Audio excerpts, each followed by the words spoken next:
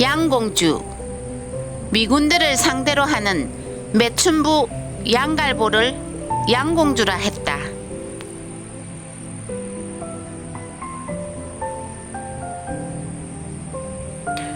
흑간과 소, 돼지, 마구간을 개조하여 방을 넣어 양공주에게 제공해주고 집세를 받았다. 미군 한 사람에게 받는 화대는 1달러였다. 미군들은 양공주를 애인으로 정해놓고 살림을 하는 자도 있었다. 연사 방천에는 양공주를 찾아오는 미군들을 업어다 주는 신종 업종이 생겼다. MP 다리에 헌병들이 지키고 있어서 방천리로 걸어갈 수가 없었다. 그래서 임전천을 건너야 했다. 이때 이들을 업어다 주는 일을 피란민들이 했다.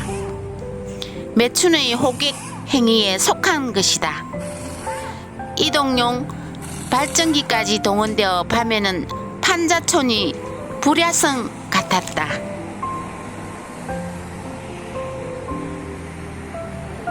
MP 다리, 지금도 MP 다리로 불려지며 연세 드신 분들은 다 아는 거제시 연초면 임전리의 연초천변 다리가에 지어진 일명 MP 초소에 미군 헌병 5, 6명이 근무하며 누구든지 통과 시에는 검열을 받아야 했다.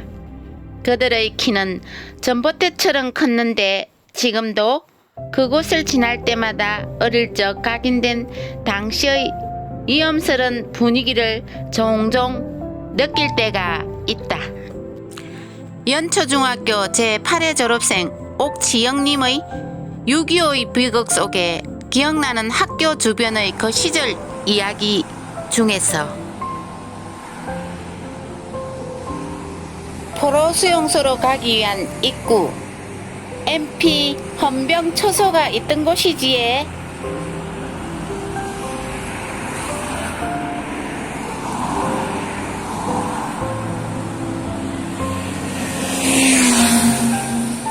연사 방천, 연사 뚝. 매춘 행위에 나선 여성들은 서울 쪽에서 온 고학력자들이었다지에. 연초천, 이곳에는 멸종위기 야생생물 기수갈고둥이 살고 있지에. 물이 아주 맑았던 옛날에는 언어, 천어, 붕어, 미꾸라지, 탱바리, 그리고 문조리도 살고 있었지에. 이 강 연초천을 건너 양공주를 찾아오는 미군들을 업어서 건너주고 돈을 버는 신종 직업이 생겨났다지에. 연초 삼거리, 이곳은 우리나라 최초로 버스를 생산한 곳. 6.25 전쟁으로 인해 고현지구에 포로 수용소가 설치되고 피란민들이 들어와서 북적대면서 대중이 타고 다닐 수 있는 버스가 필요했지만 당시 사정으로는 버스를 구해올 수가 없었고 우리나라에 있는 버스는 대부분 휘발유 대신 목탄을 이용하는 차가 손을 꼽을 정도로 몇 대 되지 않았다. 그럴 때 피란민 가운데 차량 개조와 정비에 기술이 있는 사람이 있었다. 이들 가운데 함경도에서 피난 온 한치상이라는 사람이 연초 상거리에서 2.5톤 트럭 GMC를 개조하여 버스 세대를 조립하였다. 제조회사 대표는 하청 성동의 신용돈이었고 신정선, 김규정이 부책을 맡았다. 그 사람들이 미군 3코드를 개조하여 드럼통을 잘라서 외곽을 만들고 창문과 의자 등을 군용 차량의 것으로 이용하여 버스를 만들었다.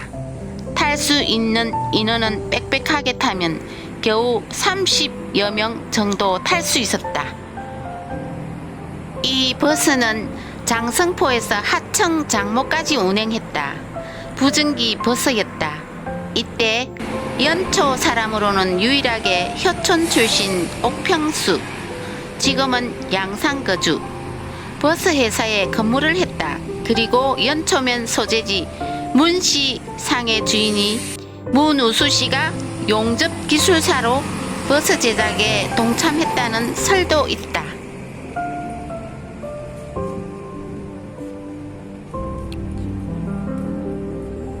1952년 12월에 제작된 이 버스가 우리나라 기술진으로 최초로 제작된 버스다. 이것이 시초가 되어 연초에서 만든 버스를 1954년도에 김종덕이 인수 거제 여객이라는 이름으로 개칭하고 사무실을 처음에는 차를 제작한 연초에 두었다가 장성포로 옮겼다. 거제 여객의 출발은 성공적이었다. 장성포와 성포 사이의 도로는 거제도 육상교통을 대표하는 주요 노선인데다 포로 수용소가 개설되면서 교통량이 몇 곱절이나 늘어나고 이용하는 유동인구 또한 마찬가지였기 때문이다.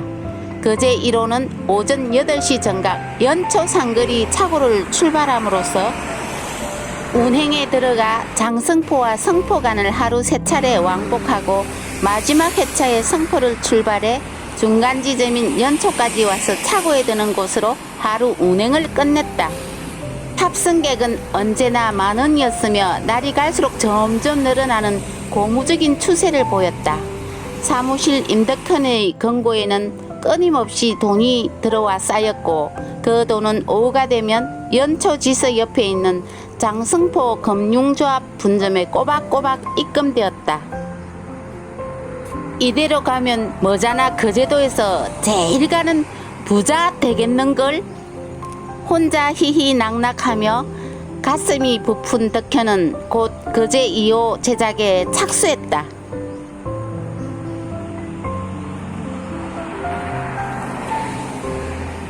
북한 피라민 연락처 일을 때려치운 뒤 새로운 사업을 찾아 나선 걸음이었는데 그는 오는 도중에 벌써 무슨 될 만한 사업거리를 발견한 듯 싶어 허무한 자긍심에 혼자 취해 있었다.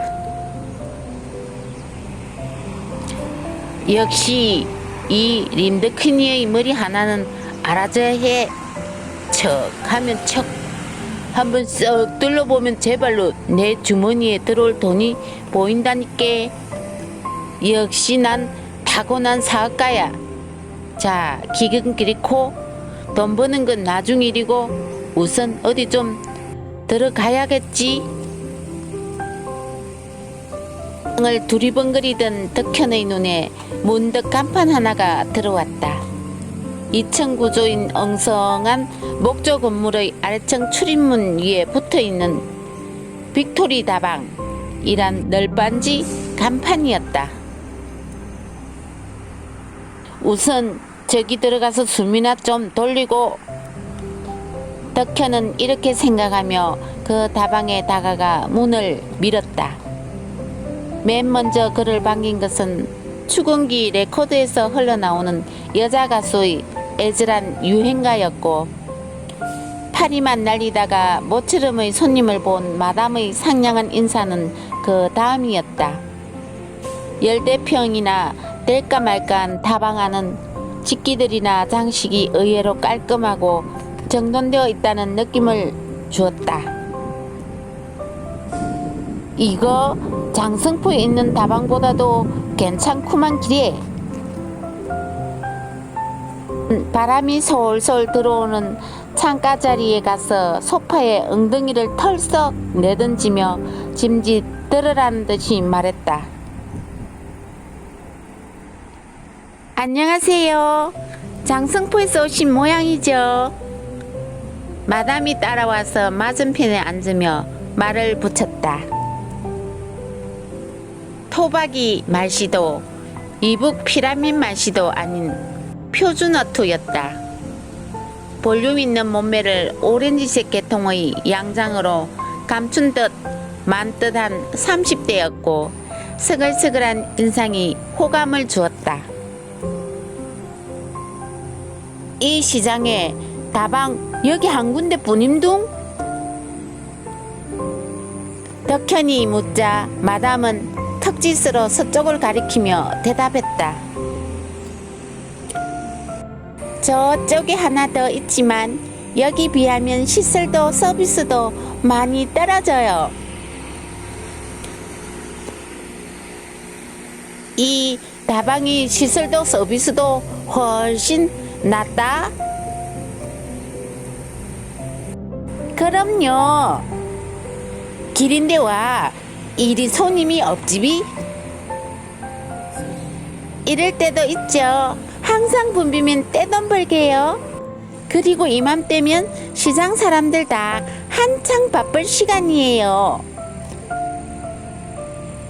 어쨌거나 길에 시설은 당장 눈에 보이는 거니 그렇듯은 치고 서비스는 대체 뭐이 낫다는 겐가? 우선 차 맛이 좋다는 거죠. 기름, 차 말고 다른 서비스는? 다른 서비스라뇨? 일테면 남자 손님은 저렇게 해준다거나 뭐 하는? 덕현이 능글맞게 웃으며 농담을 던지자 그제야 말귀를 알아들은 마담은 짐짓 유혹하던 눈을 살짝 헐겼다. 상당한 물장수 갈록을 향수 냄새처럼 살살 풍겨내는 태끌이었다. 이때 아직 어린 티를 벗지 못한 레지가 다가와서 보리차가 담긴 컵을 탁자에 놓으며 덕현에게 물었다. 차 뭐를 가져올까예? 커피. 뜨거운 거에 아이 뭐 냉커피에? 기왕이면 냉커피에. 아가씨 주인 것까지 드잖예. 일부러 과장된 토박이 맛이 흉내에 마담은 호들갑스럽게 까르르 웃고 레이지는 무안한 중에도 셀쭉한 표정이 되며 도망치듯 얼른 카운트 쪽으로 가버렸다. 가 숙기였고 순진해서 저래요. 처음이라서. 마담이 웃음을 거두며 하는 말이었다. 촌딱이긴 한데 몸매 하난 도시 애들보다 낫구만 기래. 덕현은 노골적인 시선으로 레지의 뒷모습을 바라보다 말고 얼른 자세를 고쳐 앉으며 양복 상의 안쪽 호주머니에서 명함을 한 장 꺼내 마담에게 내밀었다. 북한 피라민 연락처장 직함이 찍혀있는 명함을 그대로 쓰고 있었다. 나 이런 사람임매. 새 단골한테 방금 말한 서비스 잘 부탁하오. 명함을 들여다본 마담이 반색하며 더욱 상냥하게 착 달라붙었다. 어머나, 피라민 연락처 차장님, 대단한 분을 미처 몰라봐서 죄송해요. 전 이마담이라고 합니다. 마담은 공손히 고개를 숙였다.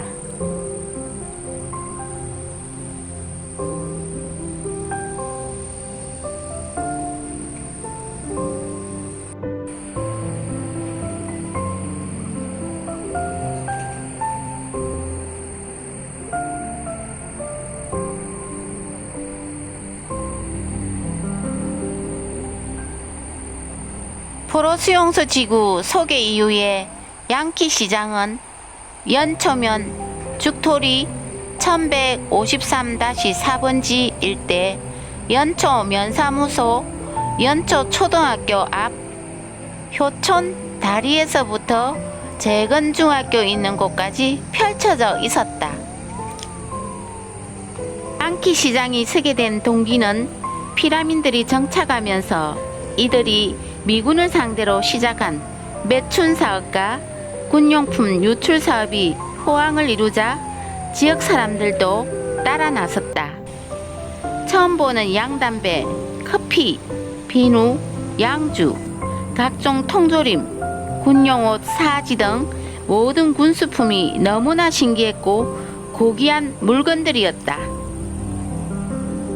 이런 것들은 대부분 미군들에 의해 흘러나오기도 하고 또 미군 부대 종사하는 사람들에 의해서도 나왔다. 뿐만 아니라 포로들에 의해서 가장 많이 흘러나왔다. 통제가 어려운 포로들이 요구하는 군수품을 무한정으로 넣어주었다. 그것을 포로들은 철조망 밖에서 넘겨 팔아서 필요한 물건을 구입하기도 하고 교환하기도 했다. 생전 보지 못한 귀하고 값진 물건들이 쌓여갔다. 한편 피난민들 중에서는 여기에 있는 물건을 부산 국제시장으로 빼내가는 장사꾼이 생겼다. 이곳 연초 가남 양키시장에서 흘러나온 물건들이 국제시장을 통해 전국으로 흘러들어가서 군용 사지를 검은색으로 염색하여 학생복 또는 신사복으로 이용했고 담요 등 이불 대신으로 편리하게 사용했다. 연초 중앙극장. 이 극장에는 스크린의 영화를 읽어주는 변사도 있었다. 연초면 죽토리 1171-18번지 연초면 사무소 앞에 콘센트를 이용하여 극장을 만들어 영화를 상영하였다. 처음에는 포로 수용소를 관리하는 미군들이 16mm 영사기로 노천의 스크린을 만들어 놓고 세계 뉴스를 비롯하여 만화 영화와 공보 영화를 무료로 상영해 주다가 영화관이 생겨 미국 영화를 비롯하여 국산 영화를 돈을 받고 상영했다. 영화관은 임시로 만든 함석집인데 내부는 앉아서 구경할 수 있는 간이 의자도 있고 땅바닥에서 습기가 올라오지 않게 군용 우의를 깔아 놓았다. 그 당시는 영화를 활동사진이라 하여 신기한 구경거리였다. 홀하우스. 연초면 죽토리 1198번지 죽전마을에 홀하우스가 있었다. 여기는 술 팔고 노래하고 춤추는 곳이다. 포로 수용소가 고현지구에 들어서고 피난민들이 들어닥쳐서 한적한 농촌은 엄청난 변화를 가져왔다. 극장을 비롯하여 댄스홀, 홀하우스 등의 온갖 유흥장과 점포가 이북 피난민들에 의해 생겨났다.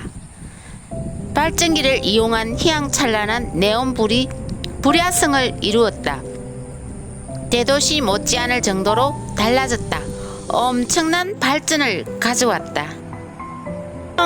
중고등학교. 죽토리 114-3번지에 이북 함흥에서 피난 온 사람들, 자녀들이 공부할 수 있는 학교가 설립되었다. 함흥에서 피난 온 사람들이 설립한 학교라고 하여 함흥중학교라 했다. 피난민 자녀 교육 문제가 대두되자 문교부에서는 전시교육 특별조치 요강을 공포하고 피난민 학생에 대한 취약을 강구하여 노천에서라도 수업을 할 수 있도록 조치를 내렸다. 그중 연초면은 1000명이 넘었고 또 중학생도 3000명이 넘었다.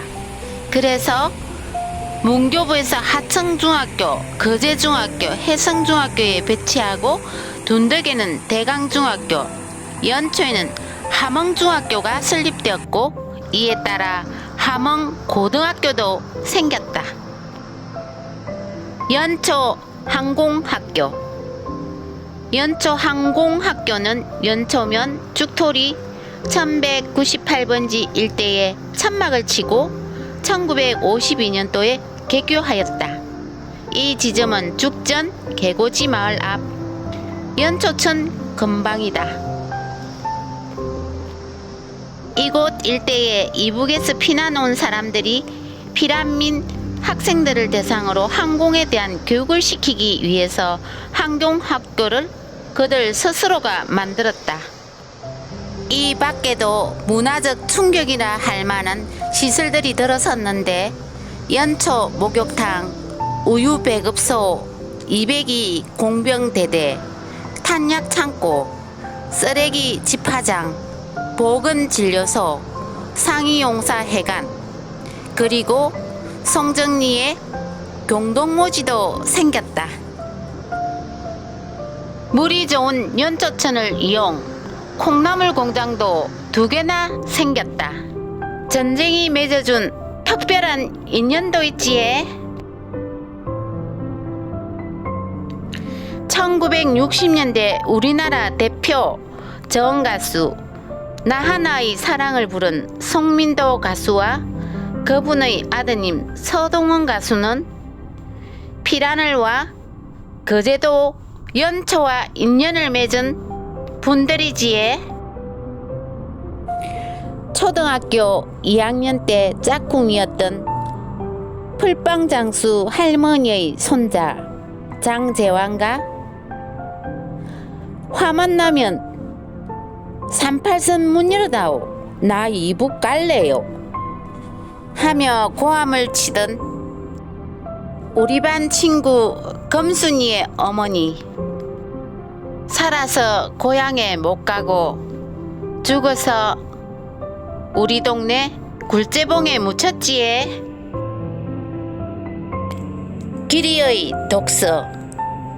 6.25 한국 전쟁과 깊숙이 관련되어 있는 연초면 연초 상거리, 관암마을, 연사마을, 임전마을을 걸으면서 6.25 전쟁 중 있었던 진실들을 손영목 전작소설 거제도 1, 2편과 연초중학교 60년사 그리고 연초 면지를 참고하여 읽어드렸지에.